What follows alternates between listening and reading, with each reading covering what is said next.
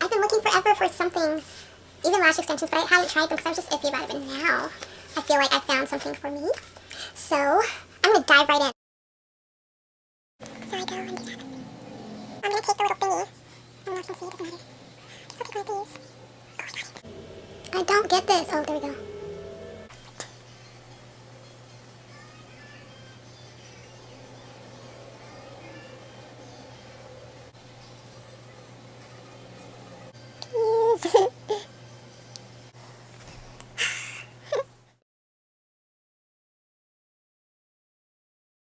Definitely, this is going to be my thing now.